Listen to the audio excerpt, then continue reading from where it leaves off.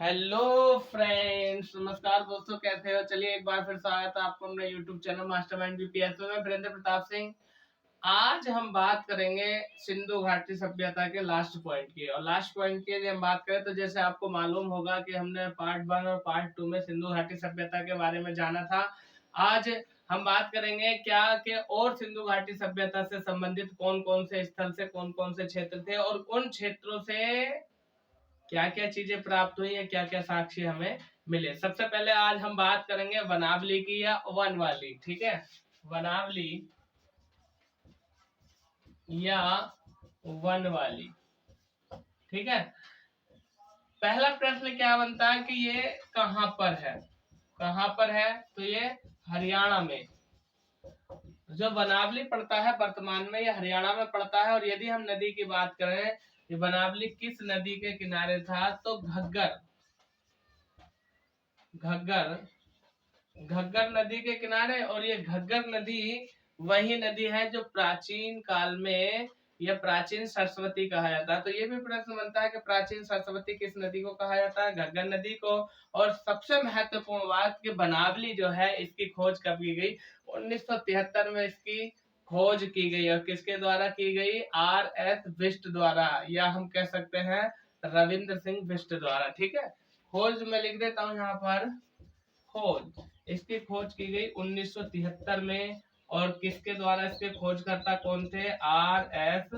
बिष्ट या रविंद्र सिंह बिष्ट के द्वारा इसकी खोज की गई थी। अब हम बात करेंगे कि जो वनावली है, वनावली से क्या क्या या किस चीज के साक्ष्य हमें प्राप्त हुए। तो जैसे हम बात करें, सरसों के ढेर यहाँ से प्राप्त हुए, तिल के ढेर यहाँ से प्राप्त हुए, और उत्तम किस्म की जो थी उसके ढेर भी, उसके साक्ष्य भी यहीं से प्राप्त हुए। ठीक है, तो साक्ष्य है सरसों के ढेर यहाँ से प्राप्त हुए, और उत्तम किस्म की जौ, जो जौ होती है, उत्तम किस्म की जौ के जो साक्ष्य प्राप्त हुए वो यहीं से हुए। यदि हम बात करें तो तिल के ढेर, उत्तम किस्म के तिल के ढेर के साक्ष्य भी यहीं से प्राप्त होते हैं। और यदि हम बात करें यहाँ से कि और क्या क्या महत्वपूर्ण प्रश्न बनते हैं, और क्या क्या प्रश्न बनते हैं और साक्ष्य यहाँ पर मिले हैं तांबे के बाण के, यानी तांबे या तांबा का बाण। बाण मतलब जो तीर धनुष होता है, तीर कमान होता है, तो धनुष की जो कमान तीर होती है, उस तीर का जो अगला सिरा था वो किस धातु का बना था?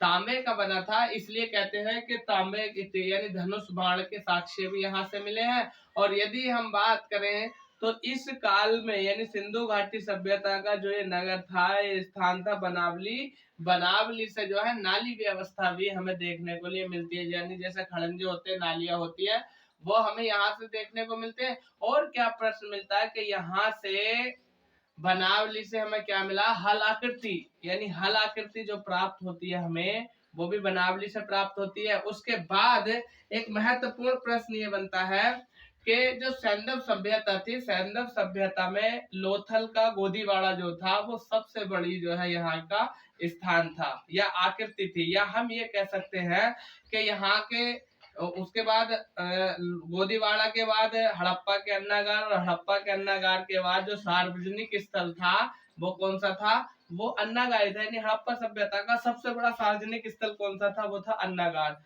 फिर यहाँ से एक और साक्ष्य की हम बात करते हैं, क्या कि नगरीय ग्रामीण समता के अवशेष यहाँ से मिलते हैं। यानी नगरीय प्लस ग्रामीण, यानी दोनों चीजों के साक्ष्य जो मिलते हैं वो सिंधु घाटी सभ्यता में से जो है वनावली से मिलते हैं। यानी यहाँ के लोग जो थे नगरीय भी थे और ग्रामीण भी थे। उसके बाद एक और प्रश्न महत्वपूर्ण यहाँ से ये बन जाता है कि आदि मानव सबसे पहले किस धातु से परिचित हुआ था? यदि हम बात करें पुरापाषाण काल की, तो पुरापाषाण काल में जो मानव था वो पत्थरों के औजार बनाता था। और पत्थरों के औजारों में भी सबसे पहले किस औजार का प्रयोग किया था उसने? हस्त कुठार का, मतलब हैंड एक्स जिसे बोलते हैं। और यहीं पर हम बात करते हैं सैंधव सभ्यता की। सैंधव सभ्यता के अंतर्गत वनावली की। तो वनावली से प्रश्न ये बनता है कि आदि मानव ने सबसे पहले जिस धातु से परिचित था वो धातु थी तांबा, यानी तांबे से आदि मानव सबसे पहले प्राप्त हुआ, मतलब जो है परिचित हुआ। फिर यहीं पर एक प्रश्न ये बन जाता, पहले मैं इसको लिख देता हूँ, ठीक है। यानी सबसे पहले परिचित, पहले परिचित, सबसे पहले परिचित जो हुआ था आदि मानव, वो किससे हुआ था? तांबे से। और ये हम बात कर रहे हैं धातु की, कौन सी धातु थी जिससे सबसे पहले आदि मानव परिचित हुआ था। उसके बाद प्रश्न ये बनता है कि सिंधु सभ्यता कैसी सभ्यता थी? सिंधु सभ्यता जो थी वो ताम्र पाषाण कालीन सभ्यता थी, यानी ताम्र पाषाण कालीन, ताम्र पाषाण कालीन सभ्यता थी। और वो कौन सी सभ्यता थी? सिंधु घाटी सभ्यता। अब हम बात करेंगे इससे आगे चल करके अगला कौन सा स्थान है, वहां से क्या क्या और किस चीज के साक्ष्य मिले। अब हम बात करेंगे कालीबंगा की, तो आप एक बार इसका स्क्रीनशॉट ले लीजिए और उसके बाद हम आगे चलते हैं, ठीक है। अब हम बात करते हैं, अगला हमारा है कालीबंगा, ठीक है। तो चलिए कालीबंगा के बारे में जान लेते हैं हम। कालीबंगा, सबसे पहले कालीबंगा का जो शाब्दिक अर्थ है वो क्या है? इसका अर्थ है, अर्थ हम समझते हैं, अर्थ है काली चूड़ियां। काली चूड़ियां, काली चूड़ियां, इसका शाब्दिक अर्थ है। प्रश्न ये बनता है कि कालीबंगा की जो खोज हुई थी वो कब हुई थी? तो कालीबंगा की खोज जो की गई थी 1951 में की गई थी। और यदि यहाँ पर हम बात करें तो पुस्तकों में 1953 भी दिया है, ठीक है।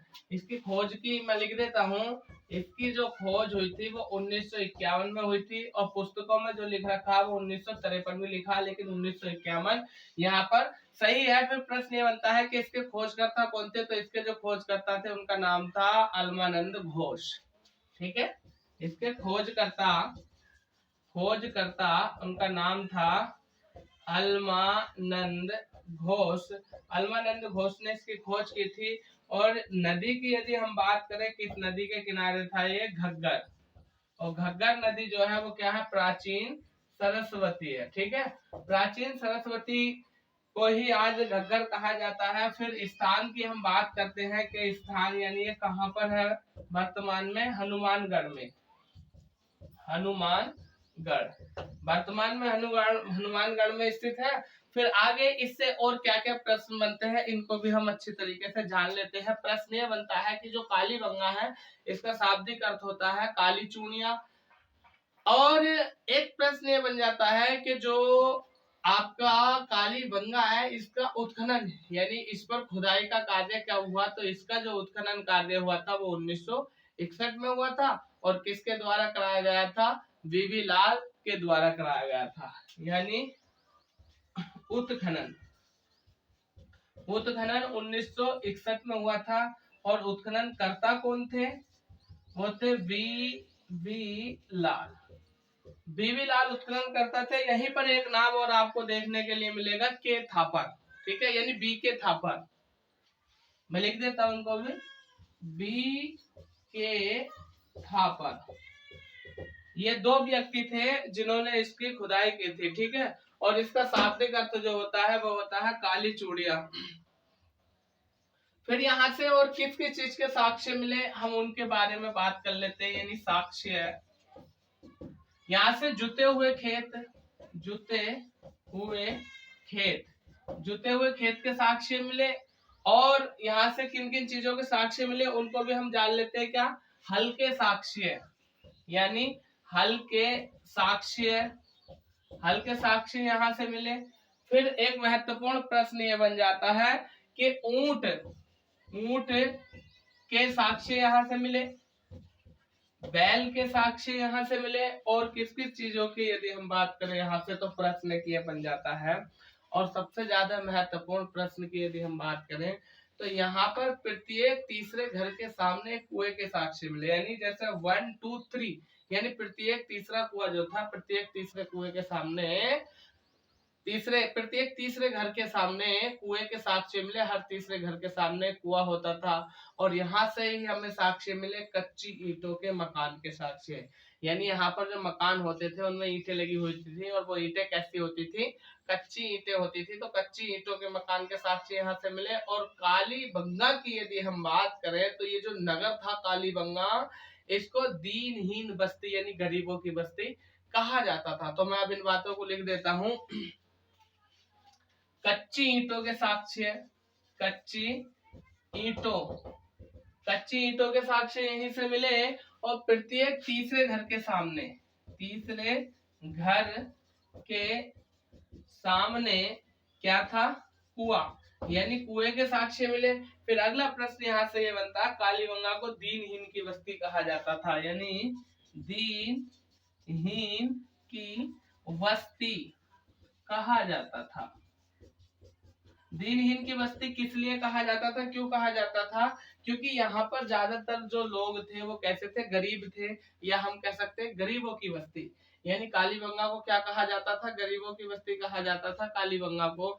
आगे एक और प्रश्न यहाँ से बनता है क्या कि सैंधव सभ्यता में, सिंधु घाटी सभ्यता में कालीबंगा वह स्थान था जहां से खोपड़ी यानी मानव की खोपड़ी की शल्य चिकित्सा के साक्ष्य मिले, या हम कह सकते हैं खोपड़ी के, एक खोपड़ी थी, वो खोपड़ी मिली, उस खोपड़ी में क्या थे? छिद्र थे, और उन छिद्रों से ये पता लगाया गया कि यहाँ पर मानव की खोपड़ी की शल्य चिकित्सा भी की जाती थी। ठीक है, मैं लिख देता हूँ शल्य चिकित्सा के साक्ष्य। मानव की खोपड़ी की शल्य चिकित्सा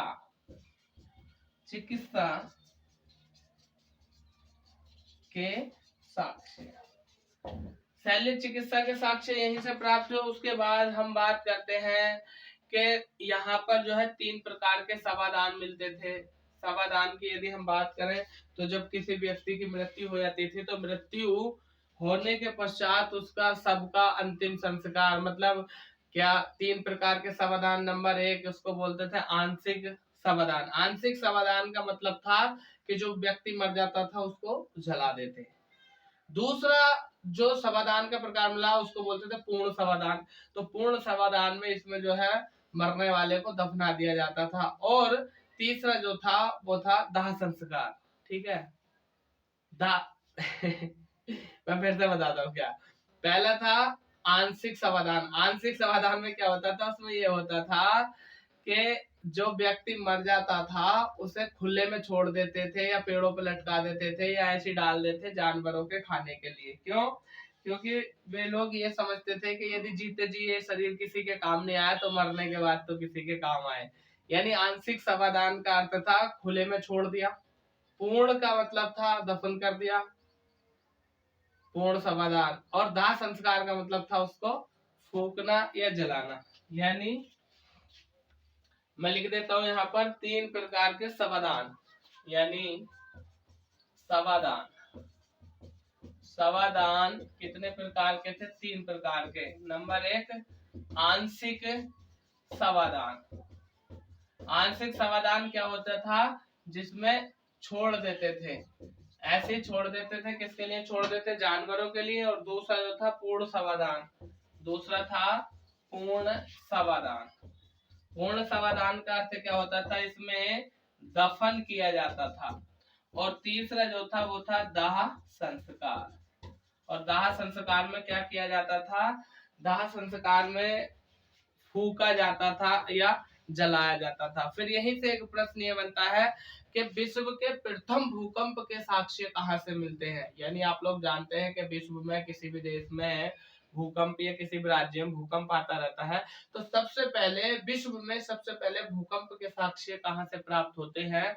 तो वो कालीबंगा से, यानी सिंधु घाटी सभ्यता का जो स्थान है यहाँ पर कालीबंगा, इससे यहाँ से ये साक्ष्य मिले हैं कि भूकंप भी यहाँ पर आया था, या भूकंप पहले भी आता था। तो प्रश्न ये बन जाता है विश्व में सबसे पहले भूकंप के साक्ष्य कहाँ से मिलते हैं? तो कालीबंगा से। फिर एक प्रश्न ये आ जाता है कि हवन कुंड के साक्ष्य है, तो हवन कुंड के साक्ष्य भी यहीं से मिले थे। मैं यहाँ पर लिख देता हूँ क्या कि विश्व में प्रथम भूकंप के साक्ष्य है, भूकंप के साक्ष्य यहीं से मिलते हैं। फिर हवन कुंड के साक्ष्य भी यहीं से मिलते हैं। तो दोस्तों एक बार आप इसका स्क्रीनशॉट ले लो, उसके बाद चलते हैं आगे। तो दोस्तों अब हम बात करते हैं कालीबंगा से संबंधित और क्या क्या प्रश्न बनते हैं। तो एक व्यक्ति हुए हैं जिनका नाम था डॉक्टर दशरथ शर्मा। तो डॉक्टर दशरथ शर्मा ने कालीबंगा को तीसरी राजधानी कहा है। तो यहाँ से प्रश्न ये भी बन जाता है, तीसरी राजधानी आप नोट करके लिख लीजिए, मैं बोल रहा हूँ कि डॉक्टर दशरथ शर्मा ने कालीबंगा को तीसरी राजधानी कहा। फिर एक प्रश्न ये बन जाता है कि बेलनाकार मोहरें कहाँ से प्राप्त हुई। तो कालीबंगा से ही बेलनाकार मोहरें प्राप्त हुई। फिर एक प्रश्न ये बन जाता है कि जले हुए चावल के साक्ष्य कहाँ से प्राप्त हुए। तो जले हुए चावल के साक्ष्य कालीबंगा से ही प्राप्त हुए। और काष्ठ की नालियां, काष्ठ मतलब लकड़ी, लकड़ी की यानी काष्ठ की नालियां जो प्राप्त हुई वो कालीबंगा से ही प्राप्त हुई। और यहीं पर हम संपूर्ण सैंधव सभ्यता की यदि बात करें तो एक महत्वपूर्ण प्रश्न ये बन जाता है कि सैंधव सभ्यता जो थी यहाँ का समाज कैसा था। तो मात्र सत्तात्मक समाज था, यानी माता का दर्जा यहाँ पर अधिक ऊंचा था। यानी सैंधव सभ्यता जो थी वो मात्र सत्तात्मक समाज था यहाँ का। अब हम बात करेंगे, और वह बात क्या करेंगे हम सुरकोटड़ा की, कि सुरकोटड़ा से क्या क्या चीजें प्राप्त हुई। ठीक है, सुरकोटड़ा, सुरकोटड़ा, सुरकोटड़ा या सुरकोटड़ा से क्या क्या प्रश्न बनते हैं। सबसे पहले कि यहाँ कहाँ पर है, यानी कहाँ। तो ये जो गुजरात है, गुजरात के कच्छ में, गुजरात के कच्छ में जो स्थित है वह है सुरकोटड़ा। उसके बाद बात करते हैं कि इसकी खोज कब की गई। तो इसकी जो खोज की गई थी वो 1964 में की गई थी, यानी खोज 1964 में की थी। और किसने करी थी, जगपति जोशी ने, जगपति जोशी, जगपति जोशी द्वारा इसकी खोज की गई थी 1964 में। और यहाँ से हमें किस चीज के साक्ष्य मिलते हैं, यहाँ से हमें साक्ष्य मिलते हैं सिंधु घाटी सभ्यता के विनाश की।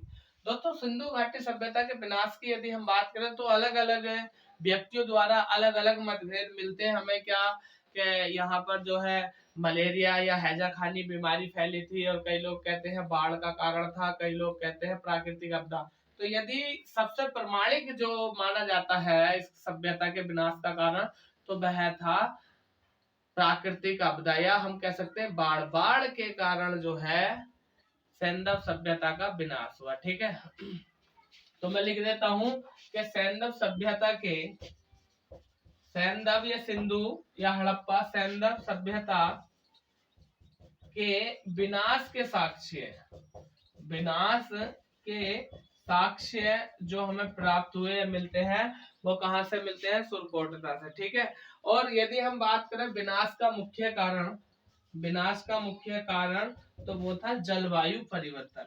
जलवायु परिवर्तन, जलवायु परिवर्तन, जलवायु परिवर्तन सबसे महत्वपूर्ण और मुख्य कारण था जिसके कारण की सैंधव सभ्यता का अंत हुआ, अंत या हम ये कहते हैं विनाश हुआ। ठीक है, फिर एक प्रश्न ये बनता है कि सुरकोटड़ा से और क्या मिला। तो सुरकोटड़ा से घोड़े के अवशेष प्राप्त हुए, या हम कह सकते हैं कि घोड़े के अस्थि अवशेष सैंधव सभ्यता में कहाँ से प्राप्त हुए। तो घोड़े के अस्थि अवशेष जो प्राप्त हुए वो सुरकोटड़ा से हुए थे। तो मैं इस बात को भी लिख देता हूं, सुरकोटड़ा से यानी घोड़े के अस्थि, अस्थि का मतलब क्या है, हड्डी, अस्थि अवशेष, हड्डियां या अस्थि अवशेष जो प्राप्त हुए वो सुरकोटड़ा से हुए। और यहीं पर प्रश्न ये बन जाता है कि कमाल का प्रश्न ये है कि अवशेष प्राप्त हुए घोड़े के सुरकोटड़ा से, और प्रश्न ये बन जाता है कि सैंधव सभ्यता के लोग किस जानवर से परिचित नहीं थे। तो वह था घोड़ा। अभी बताऊंगा मैं। तो किससे परिचित नहीं थे, किससे परिचित, किससे परिचित नहीं थे। तो किससे परिचित नहीं थे, घोड़े से, घोड़े से परिचित नहीं थे। मैं बता देता हूँ आपको, जब सिंधु सभ्यता की खोज की खुदाई की गई, या हम ये कह सकते हैं सुरकोटड़ा का उत्खनन कार्य किया गया, तो उत्खनन के दौरान जो प्राप्त हुए वो घोड़े के अवशेष हुए। यानी ऐसा हम कह सकते हैं कि जो ऊपरी टीला या ऊपरी भाग है वहां पर कोई घोड़ा मर गया होगा, या बहुत टाइम बाद में आकर के वहां पर कोई घोड़ा मर गया होगा, और वो कुछ समय पश्चात जो है वहां मिट्टी में दफन हो गया या दब गया। तो यहाँ से हम कह सकते हैं कि घोड़े के अवशेष प्राप्त हुए, लेकिन वास्तव में जो है सिंधु घाटी सभ्यता के लोग जो थे वो घोड़े से परिचित नहीं थे। आगे प्रश्न क्या बनता है कि और भी घोड़े के साक्ष्य मिले, और घोड़े के साक्ष्य कहाँ से मिले? लोथल से मिले और मोहनजोदड़ो से भी घोड़े के साक्ष्य मिले या प्राप्त हुए। और वही यदि हम बात करें कि तराजू के दो पड़ले जो हमें मिले वो यहीं से मिले। ठीक है, तो मैं लिख देता हूँ घोड़े के और साक्ष्य कहाँ से मिले? लोथल से मिले, मोहनजोदड़ो से मिले, और तराजू के दो पल्ले, तराजू नहीं होती है जिससे के मापते हैं, तोलते हैं, तराजू के दो पल्ले कहाँ से प्राप्त हुए? हमें बस तुतकोटा से प्राप्त हुए। और यदि हम बात करें तो यहाँ से एक प्रश्न ये भी बन जाता है कि सिंधु घाटी सभ्यता से किस चीज के साक्ष्य नहीं मिलते हैं? तो एक तो तलवार के साक्ष्य सिंधु घाटी सभ्यता से नहीं मिले, मंदिर के साक्ष्य सिंधु घाटी सभ्यता से नहीं मिले, औजार के साक्ष्य सिंधु घाटी सभ्यता से नहीं मिले। यानी मैं लिख देता हूँ साक्ष्य जो नहीं मिले या नहीं प्राप्त हुए वो कौन कौन से थे? तलवार, या हम ये भी कह सकते हैं कि सिंधु घाटी सभ्यता के लोग तलवार से परिचित नहीं थे। फिर एक मंदिर, यानी सिंधु घाटी सभ्यता में मंदिर नहीं थे, मतलब मंदिर के साक्ष्य नहीं मिले। और तीसरी यदि हम बात करें तो औजार, यानी औजार के साक्ष्य भी यहीं से हमें प्राप्त नहीं होते हैं। कहां से? सिंधु घाटी सभ्यता से। ठीक है, अब हम बात करेंगे अगले नगर की, और अगले नगर की यदि हम बात करें तो वह हमारा रोपड़। तो रोपड़ के बारे में हम बात कर लेते हैं कि रोपड़ से हमें क्या क्या जानकारी प्राप्त होती है। ठीक है, सबसे पहले मैं यहाँ पर लिख देता हूँ रोपड़। पहला प्रश्न ये आता है कि रोपड़ कहाँ पर है? रोपड़ है पंजाब में, और किस नदी के किनारे? सतलज के किनारे। इसकी खोज हुई थी 1950 में। यानी ये कहाँ पर पड़ता है? पंजाब में, और किस नदी के किनारे? सतलज नदी के किनारे। और इसकी खोज की यदि हम बात करें तो इसकी खोज हुई थी 1950 में। 1950 में इसकी खोज की गई थी बीबी लाल द्वारा। ठीक है, बीबी लाल द्वारा इसकी खोज की गई थी। और उत्खनन कार्य की यदि हम बात करें तो 1956 में यज्ञदत्त शर्मा ने इसका उत्खनन करवाया था। इसके खोजकर्ता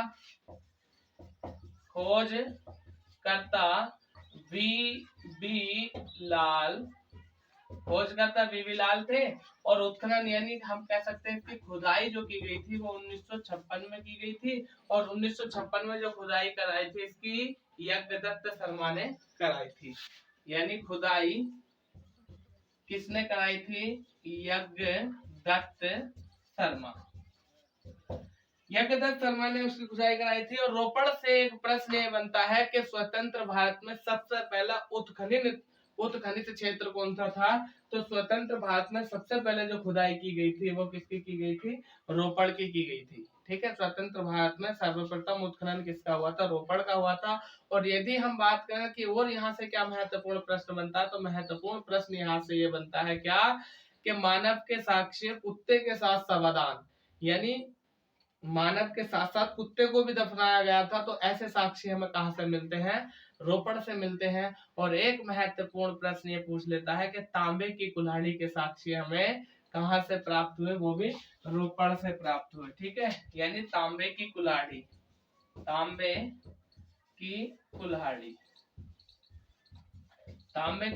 यहाँ से मिली। और मानव के साथ कुत्ते के साक्ष्य समाधान, यानी मानव प्लस कुत्ता के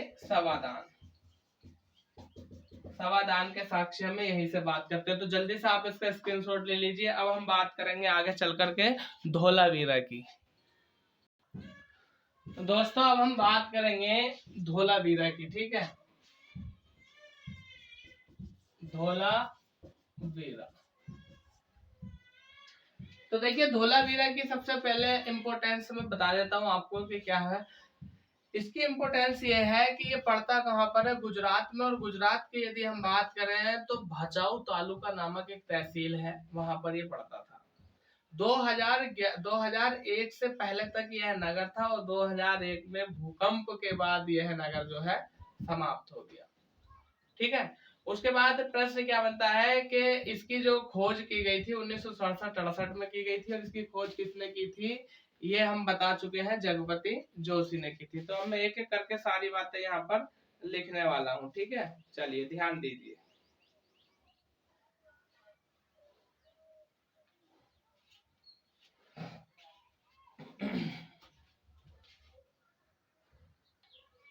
चलिए, स्थान यानी ये कहाँ पर है, गुजरात में। और गुजरात में कहाँ पर है, मैंने जैसे कि अभी आपको बताया था क्या, भचाऊ तालुका, ठीक है। गुजरात में स्थान भचाऊ तालुका, भचाऊ तालुका में, और 2001 तक, ठीक है, 2001 तक यह नगर था। 2001 में भूकंप के बाद यह जो है समाप्त हो गया, यानी 2001 के बाद समाप्त। यानी समाप्त का मतलब जब भूकंप आता है तो भूकंप के कारण क्या होता है, धरती हिलती है, पृथ्वी कंपन करती है, और कंपन करने के बाद ऐसी चीजें, मतलब ये जो है पृथ्वी में ही दब गया, समाप्त हो गया, ठीक है। उसके बाद प्रश्न ये बनता है कि जो धोलावीरा है इसकी खोज कब हुई थी, 1967-68 में, ठीक है। खोज 1967-68 में, और खोज किसने की थी, खोजकर्ता कौन थे, जगपति जोशी। जगपति जोशी इसके कौन थे, खोजकर्ता थे, ठीक है। और प्रश्न कि इसका उत्खनन कब हुआ, तो इसका उत्खनन जो हुआ था R.S. बिष्ट द्वारा, R.S. बिष्ट द्वारा हुआ था। और 1991 में इसकी खुदाई कराई गई थी, उत्खनन कार्य किया गया था।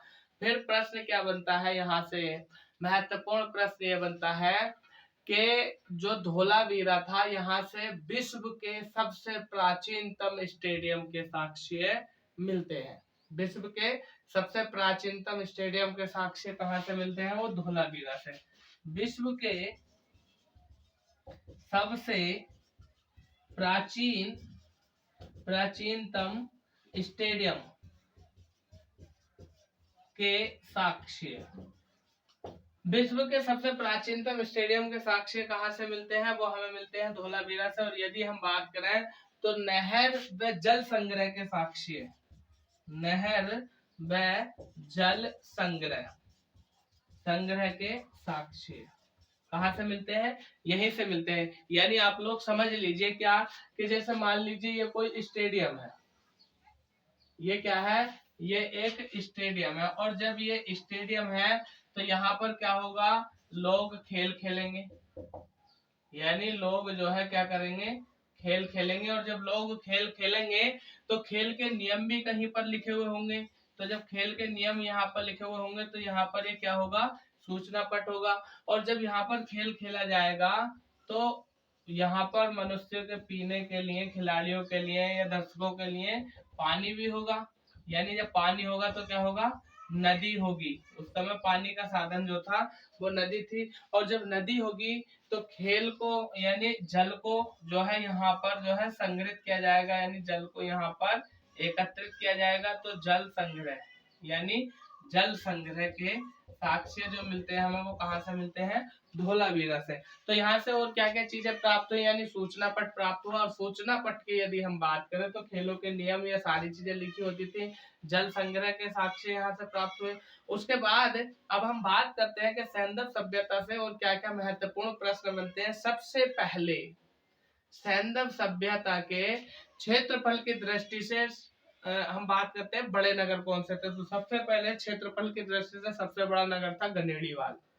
नंबर 1 गनेड़ीवाल। गनेड़ीवाल कहाँ पर पड़ता है, पाकिस्तान में। नंबर 2 हड़प्पा, और नंबर 3 मोहनजोदड़ो। तो मैं यहाँ पर लिख रहा हूँ number 1 Ganeriwal, number 2 Harappa, number 3 Mohenjodaro,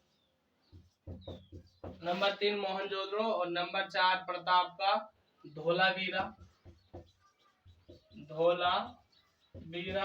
और नंबर 5 जो पड़ता आपका वो है राखी गढ़ी, और नंबर 6 कालीबंगा। तो क्षेत्रफल की दृष्टि से सिंधु घाटी सभ्यता के जो बड़े बड़े नगर थे उनका क्रम यह है। सबसे बड़ा नगर गढ़नेड़ीवाल, जो कहाँ पर पड़ता है आपका पाकिस्तान में। उसके बाद हड़प्पा, उसके बाद मोहनजोदड़ो, फिर धोलावीरा, फिर राखीगढ़ी और फिर कालीबंगा। और यहीं पर यदि हम बात करें कि जन घनत्व के आधार पर, यानी सबसे ज्यादा जनसंख्या कहाँ पर थी, फिर कहाँ थी, तो जन घनत्व के आधार पर सबसे पहले नंबर पर हड़प्पा, फिर गढ़नेड़ीवाल। और यदि हम बात करें यहीं पर कि भारत में सबसे बड़े कौन से थे, तो भारत में सबसे बड़े सबसे पहले आया था धोलावीरा, उसके बाद राखीगढ़ी, फिर कालीबंगा। ठीक है दोस्तों, तो ये हमारा सिंधु सभ्यता को लेकर के टॉपिक था। सिंधु सभ्यता अब हमारी पूर्ण रूप से समाप्त हो गई है। इसके बाद आगे की चर्चा हम कल करेंगे।